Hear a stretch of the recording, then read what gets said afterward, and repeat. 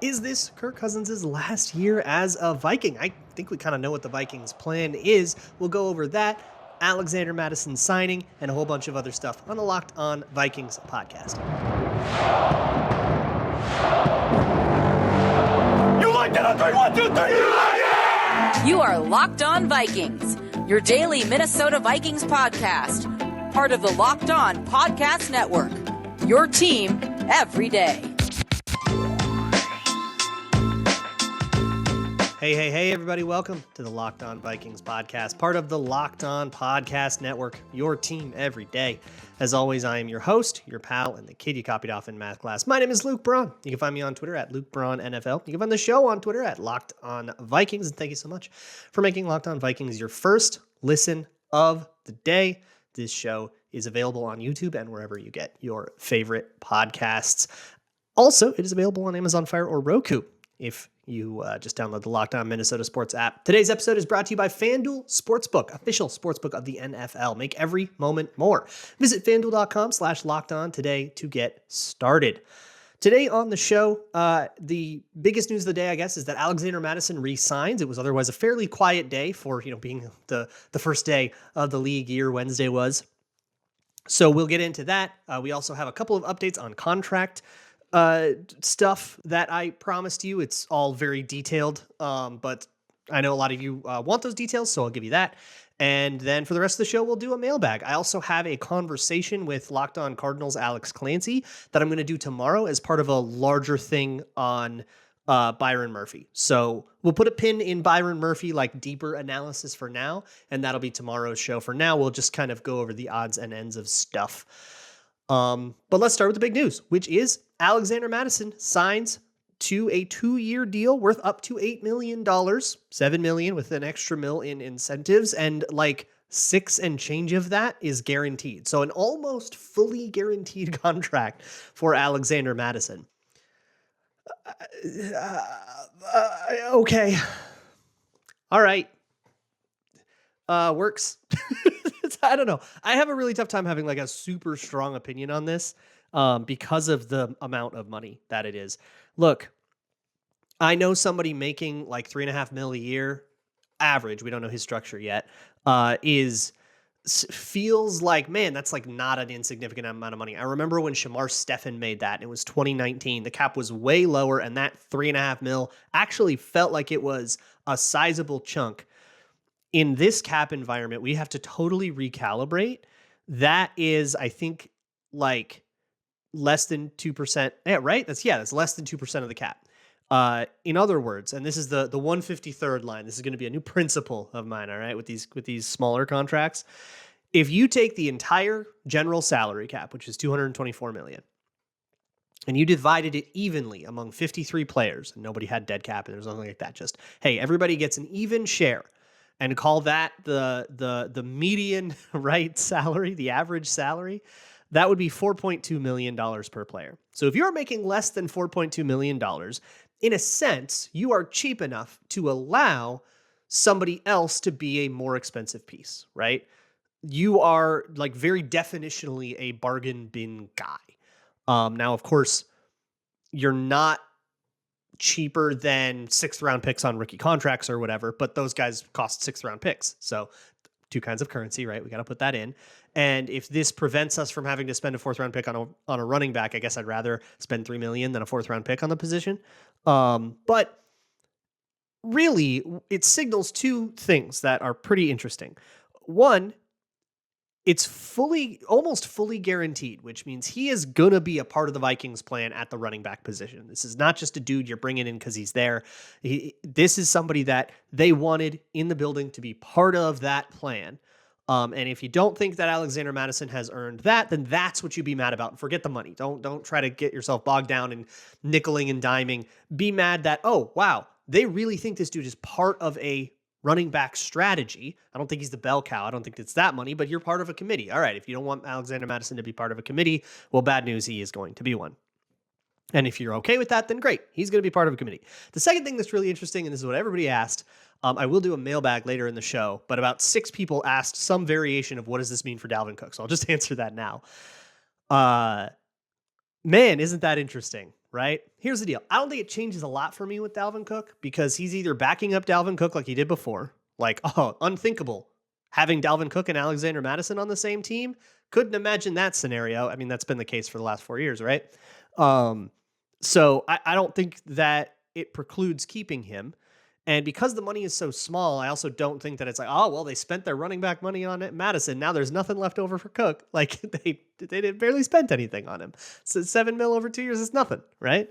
Again, he's part of some kind of rotation. He's going to be in the mix somehow. But here's where Cook is at. Whatever happens with him, I think it has to wait because if he's going to get traded, he has to pass a physical. And he's recovering from a surgery. So I don't know if he would be able to do that right now. Nothing stopping you from doing it in, late April, doing it on draft night or something like that, right? Or doing it in camp, in the middle of camp or something like that. All that stuff is totally plausible. But he's got to recover from that shoulder thing first. So I don't think whatever happens with Dalvin Cook, I don't think we get an answer to it very soon. There was a little bit of trade steam with Miami. And of course, teams can agree to a trade and say, all right, this is what we're going to do. But I don't think that trade can officially process. You can't actually get Dalvin Cook over there until he's able to pass. I believe that's how it works, is that he has to kind of pass that physical. But also, nobody needs to worry about that, right? Because he doesn't need to be ready to actually do any physical activity till May. So we can sort of table that and circle back around to it later. That's where I think we're at on the running back position. In terms of Alexander Mattison, I don't think it precludes you from really doing anything. I think he's just part of a greater puzzle. And whether that puzzle is Ty Chandler, who Kevin O'Connell has praised vocally quite a bit, whether it's Kene Wangu, who I don't know what his role from scrimmage is, but he'll have his role as a kick returner. So he'll be active on game days all the time, right? And guys who are always active on game days have a way of wriggling their way into the starting lineup at some point or other, just by virtue of being available and in pads, and eventually everybody else gets hurt, right? So he has his place on the team. That whole room is filled with a bunch of guys the Vikings have really signaled that they want to at least do something with, and we'll see if Dalvin Cook is still a part of that plan. But for now, we know that Alexander Mattison absolutely is, and it's the second guy from that 2019 draft class who has gotten a second contract now, technically. Both of those guys didn't get huge second contracts, but they are second contracts nonetheless. And there's a lot of, I guess a lot more than you think. Look at that as kind of a general barometer for success of the pick. Hey, did you want this guy back after his rookie contract? And the answer was yes, perhaps tempered a little bit. And maybe you don't agree with that, and that's totally fair. But they did want him back, both those guys back for a second contract. And I think that should kind of become part of our calculus. I do want to talk about that contract. We have details for that Garrett Bradbury contract, as well as a couple of other details that we can look at thanks to Ben Gessling. So I'm going to go rip through some of his reports from Wednesday about the contract stuff, as well as get through some of your burning questions about the current state of the Minnesota Vikings. You guys had a whole bunch of them. But first, let me talk to you about a good old Gramble. There's still time to fill out your brackets. And if a bracket just does not scratch that itch for you, if you don't just want to pick winners, you want to really get into that Gramble, go to FanDuel. You can also bet on NBA games, NHL games. All that stuff is really getting down to kind of their home stretches of their seasons. You can Gramble on all that stuff at FanDuel, which is America's #1 sports book. New customers get a no-sweat first bet up to $1,000 in bonus bets back if your first bet doesn't win. Just download that FanDuel Sportsbook app, which is safe, secure, very easy to use, and you can bet on whatever from point spreads, money lines, individual player props, and even smash them all together in one big old parlay. See if you can't get a bigger payout off of that. And once again, get that no sweat first bet up to $1,000 in bonus bets when you go to FanDuel.com/lockedon. That's FanDuel.com/lockedon to learn more. Make every moment more with FanDuel, official sports betting partner of the NBA. Thanks a million for making Locked On Vikings your first listen of the day. If you want faster Byron Murphy content, you don't want to wait for tomorrow's podcast, or if you just want a visual, check me out on patreon.com/LukeBraunNFL. I should have something going out today about Byron Murphy, maybe a little later tonight, if all goes well. At least that's what I'm trying to do. But I'm not here to talk about him right now. I'm here to talk about some contract stuff. I promised you guys the other day that I would circle back around to some of these contract details and kind of what they mean. And I'll give you the numbers that I think you're really going to care about. So Byron Murphy, will start with his. He gets a $7 million signing bonus. He has a $1.1 million base salary this year. And what that means is that his cap number is very backloaded. It's also lower than what I talked about yesterday. Something has been corrected in the reporting, I guess. His total cap number over 2 years is now just $17.2 million. So this is the bargain of bargain deals, which I don't mistake that for him being like a bargain bin guy. I'm stunned that he signed this. Like, I genuinely cannot fathom that he signed this, and neither can Alex Clancy of Locked On Cards. Again, tune in tomorrow for that. But his cap number is just under $5 million for 2023. So just $5 million for 2023, and then $12.3 million for 2024, very little of which is actually in guaranteed money. Of that 12.3, 3.5 of it is just the second half of that $7 million signing bonus, and the rest of it is completely unguaranteed salary, and a big chunk of it becomes guaranteed on March 17th of next year. So kind of the same, like 2 days after the league year, however many days after the league year kind of thing, but there's still like a chance to cut him if things just totally go belly up. Absolutely stunning, total low risk deal, right? If Byron Murphy could be a total catastrophe and the Vikings are not out that many resources, which is pretty insane, they would save $8.8 million with a cut of him next year if they wanted to. But then if he works out, that's your kind of negotiating environment to try to hammer out a real boy extension, which I think is a reasonably likely outcome. I also wanted to go over the Garrett Bradbury contract, which is very similarly, a lot of it is unguaranteed. It is the only guaranteed salary is the base salary for 2023, which, makes sense, right? He just signed, he's not getting cut. And then a prorated signing bonus of $3.8 million. So he'll play through this year at a cap number of just $2.6 million. This is peanuts, y'all. Super, super backloaded, which, if you've been listening to this show, I kind of told you that it would be. They have like $100 million in cap space for 2024. Why would they leave that in 2024, right? You might as well use some of that to get players now, and especially players who will also be on the team in 2024. So you're not just borrowing just for like 1 year guys that are going to leave. I guess Marcus Davenport is the only example of that.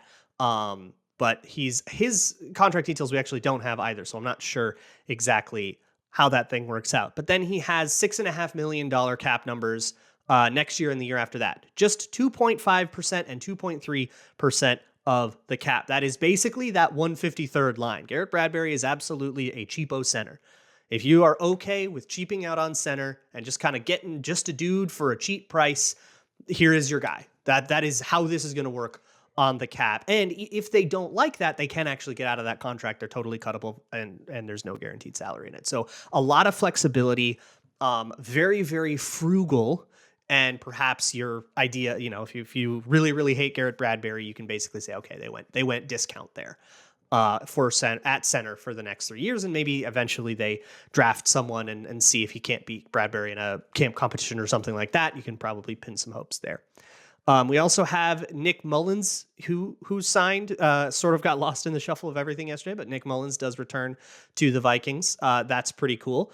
He only costs $1.7 million this year. He'll cost $2.2 million next year, most of which you save if you cut him. So if they, have some really great backup quarterback they draft, you go grab Hendon Hooker in the 5th round or something like that, and it works out great. They can cut him and save some money that way, but it's all nickels and dimes. Very, very low stuff. And also Andrew DePaola, who signed his deal. It is a 3-year deal worth upwards of $4 million, I believe, with league minimum salaries in each year and a $350,000 signing bonus.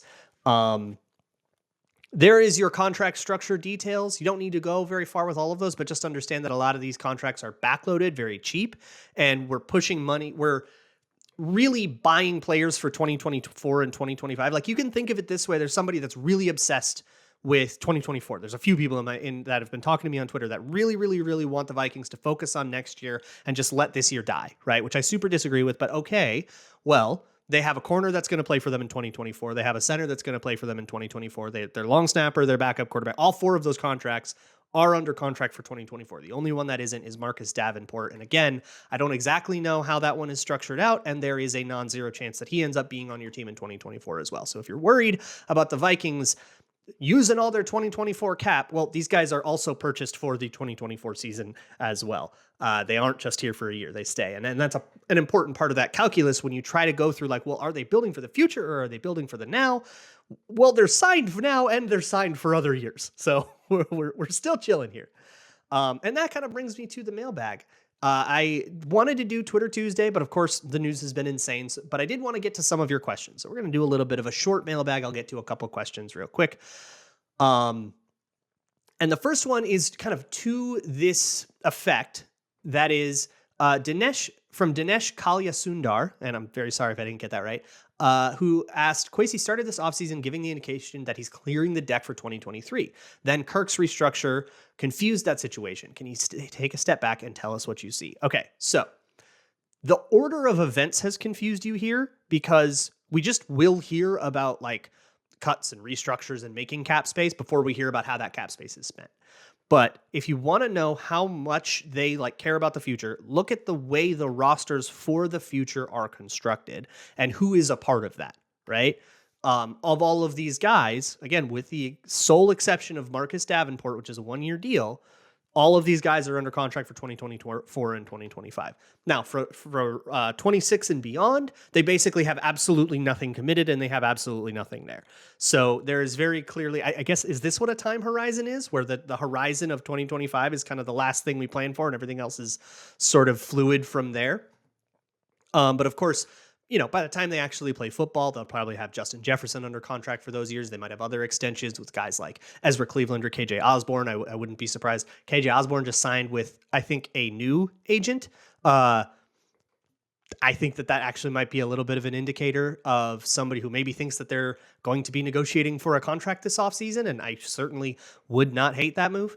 So taking that like full step back, the Vikings are trying to build their team. And they are not trying to tear it down to the studs before doing that, which, if you've been listening to this show, I am very adamant that tearing the team down to the studs is an unnecessary step. You can just go from a team that is mediocre to building something better. Just build on top of the mediocre team. It's just there, right? And you just have to kind of figure out your cap problems as you go, but there are a lot of tools to do that. And while those are problems that need to be solved, they're problems that can be solved. In a similar vein, James Kunow asked, this offseason is starting to feel a lot like the 2020 offseason. How is this offseason different? How can the organization avoid the pitfalls of the last regime's nightmare handling of that offseason? The biggest mistake the Vikings made in 2020, I legit think this got Rick Spielman fired, was that they ignored cornerback until the draft. They went into the draft with nobody at cornerback. And the Vikings have already not done that, right? Their biggest need was cornerback, and they didn't sign anybody in free agency. They rolled into the season with Dantzler, Gladney, and Holton Hill as their like starters. And it was a catastrophe. They got ripped week 1 by Green Bay by those corners. And fast forward to week 16, Chris Jones is getting killed by Mitchell Trubisky. It was awful. That dude's on the, I think he's on the San Antonio Brahmas now. He was starting for us in December football. It was horrible. That was the big thing. Also, we don't have a Kirk extension, right? And we aren't trading away one of our best players. Those are 3 very key differences. I have a whole bunch more questions to get to, including the one that I teased at the top of the episode. So we are just going to keep this thing rolling. The next question comes from VikesFan33, the titular question of this episode, and it is, do you think the Kirk cap conversion means 2023 is likely his last year as a Viking? Yes. Likely, right? We're talking probabilistically. Do I know that for sure? Absolutely not. If you are a Kirk stan, that would be super sad. If Kirk Cousins left the Vikings, you still absolutely have some hope. But if you are somebody who is just fixing to move on to the next guy, I think we're as close to that as we have been since probably before Kirk Cousins signed his extension in 2020 that I just talked about. The Vikings clearly have an exit strategy here. They restructured quite a bit of his money as part of that exit strategy, but that was really a move to get under the cap. I think at this moment on the official count, they're sitting $500K under the cap. They're right up against it. Now, the cap that has not factored in Josh Oliver or Marcus Davenport or Byron Murphy. It hasn't. We don't know what's going to happen with Dalvin Cook or Zadarius Smith or Harrison Smith, or maybe even something with Danielle Hunter could happen. We have no idea, right? And so all of that stuff, all of that math hasn't quite happened. I think Over the Cap currently has us like 2 million over the caps. Kirk O'Chain's asked, hey, I thought they had to be under the cap. Over the Cap is projecting that because they know the details of the Josh Oliver contract. So they're counting it, but the official salary cap hasn't processed that yet. So that particular cap charge hasn't counted yet. And therefore the Vikings are cap compliant. They just can't process that thing till they get money a different way, which will probably come via Harrison Smith. We also don't know the Jordan Hicks pay cut, so there is that. But to circle back to Kirk Cousins, here's the deal. If you were going to extend Kirk Cousins, you probably would do that instead of that restructure. That restructure is redundant with a Kirk Cousins extension. It does not preclude a Kirk Cousins extension. And I think it is specifically designed to leave that option open, but all of the reporting that we have is that the Vikings didn't even really talk to Kirk about a true extension, that was not the plan. But that restructure and adding all those void years and stuff, if you were to extend Kirk Cousins, the foundation for it is in that restructure. And then you just kind of have to agree on how much extra money you're giving him every year. So it's like half of that work is already done. And the contract structure, the framework of it is complete. And then it's, do you either make those years real or not? That option is open to them, and they can click, to take the red pill or the blue pill there either way, and they can wait till after the draft to do it. So that's where I think we're at with Kirk Cousins. I think right now, status quo plan is we're letting Kirk Cousins walk. We're taking that big old dead cap hit. If you wanted to, you could even like sign him to a really fake extension for like 1 year, $1 unguaranteed, and then cut it immediately, but cut it with a post-June designation. And I believe that is like a little cap shenanigan that you can do to split that money up, that 28 million dead cap hit up if you really wanted to, or you could just kind of take your lumps, and they've got enough cap space to do it right now where they just say, let's just get this thing paid off and over with. Either way works. So yeah, I think right now it depends on the draft is the real answer to that. Is this Kirk Cousins' last year on the Viking? It depends on the draft. And if the draft doesn't go well for them quarterback-wise, let's say all the QBs are gone by pick 6 or whatever. A bunch of people trade up, QBs go 1, 2, 3, 4. And now they don't like any of the QBs. Maybe they trade down, they do something else. They go put another year on Kirk Cousins and then say, we'll try this again in 2024. But whoever we draft will get a year to sit behind Kirk Cousins, and we'll just kind of keep on rolling it that way. That is what I believe the Vikings' plan is. Can't imagine Cousins himself is a huge fan of that plan. He's very much into like stability, and I don't think he likes to have that many variables in his life, but can't really do anything about it. He can't get the Vikings to agree to something else, right? Abby asks, what do we need to do between free agency and the draft to feel comfortable about next season? Another similar one comes from Jared, who says, how high are your season expectations relative to last year? So I'll answer Jared's first. I don't know, because I don't know who plays for the Vikings. We don't know who they've drafted. We don't know who else they've picked up. We don't know who their corner room is. We don't know if they're going to pick up another wide receiver or not.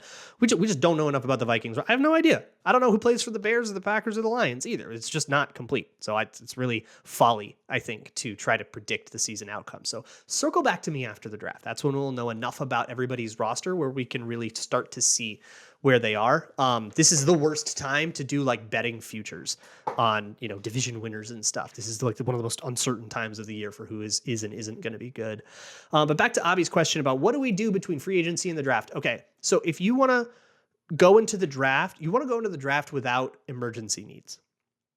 You can have needs going into the draft, right? You're not going to go in with a complete roster. That's a fantasy.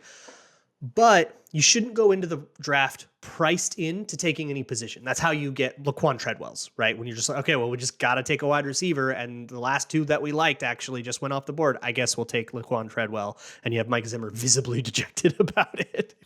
Go watch his 2016 post-draft presser. He was not a happy man. So I think that's what they need to do, is to make it so that they don't have any dire needs. Like, wide receiver is a need, but if they did go into the season with, all right, we got Justin Jefferson, KJ Osborne, we'll run a bunch of 12 personnel at these tight ends. Like, there's something where you're going into camp going, all right, this is probably not a strength of the roster, but it's not a laughing stock. You go in with the corner group they have right now, you're a laughing stock. Even with Byron Murphy, you've got 2 second-year guys competing for one position. You don't really have a dedicated, like, that is incomplete, right? So if the draft started tomorrow, the Vikings would be super priced into taking a corner. I think they'd be like really forced to, and that's not great. So I think get another corner is something they should do in free agency or the draft. Now that guy can be Duke Shelley, right? I say 2 corners, and one of them should be Duke Shelley. Just need to be another person who can compete for a start. But I would like to see them get another like anointed starter, another guy of Byron Murphy's size, that kind of like, okay, this guy's gonna play, right? And not a guy like Duke Shelley maybe plays, somebody higher than that. But they need to fill out that room a little bit more. I think they need another D tackle because they lost Alvin Tomlinson. Of course, we need to figure out what's going to happen with Harrison Smith and everybody else, replace guys that maybe you're losing. But primarily it's get a corner. And I wouldn't mind, I don't need them to go out and get like a Jacoby Myers or like Alan Lazard or something. Like, I don't need to go spend one of those $11 million contracts like those guys are getting at wide receiver, but I would love to see them bring in, a guy who might or might not make the team. Get me like a depth piece to just kind of put a little bit of pressure on that roster bubble at the wide receiver position. I would love to see that. Matt Fries asks, by the way, listen to Kindred Skulls. Love that show with Matt and Nick. Love you guys. You guys do great work, and those guys put in the work. If you're into some really deep X's and O's stuff, it's a great show. Stamp of approval. He says Vikings are doing a lot of prove it type deals with low signing bonuses and big salary escalations from year to year. Do you think Kwesi will ever go after a big fish and give substantial money up front to a free agent in the future? Yeah, it's interesting. There's a whole bunch of like front-loaded deals happening. The Bears did a couple. The Bengals just did one with Orlando Brown. Front-loading deals, I guess if you have the cap space to do it, makes sense, and you'll kind of feel those dividends later. So maybe if the cap situation, the way it looks like it's going to be in the next 2 years, the Vikings are going to have some weight to throw around in the next 2 years, at least as it feels right now. Now, maybe they use that weight on, big extensions for guys and stuff. But with Kwesi specifically, I don't think we've seen enough signings to know that like, oh, he just isn't a guy that goes after the big fish. Maybe there just hasn't been a fish worth going for. I don't think there was this year. Maybe there wasn't last year. I don't really remember. But we've seen him make like 4 or 5 like real signings. And yeah, they've all kind of been these bet on a guy who's coming off an injury, backload the deal, put a bunch of provisional money incentives and stuff like that in it. They've kind of all been that, and that's clearly a preferred move.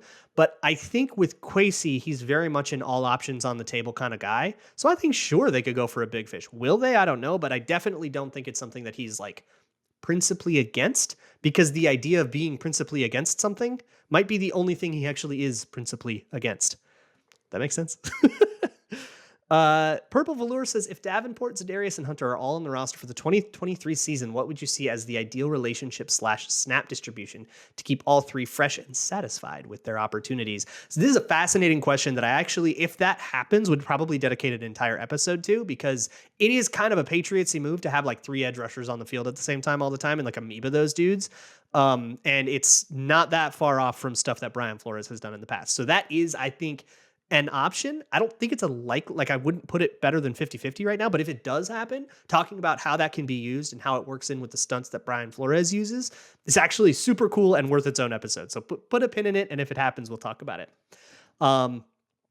That is all the questions that I have time for. Tomorrow, I'm probably going to do the Byron Murphy thing, unless a huge piece of news breaks. We'll talk about it, but I'll probably do a big Byron Murphy breakdown, because I'm super, super jazzed on this guy, and I want to really sell you on him. I want to bring you to the world of rainbows and puppies that I'm living in right now, because I am stoked. I will see you all for that. Make sure you check out Locked On Sports Minnesota. Check out Locked On NFL. I will see you all tomorrow, and as always, Skol.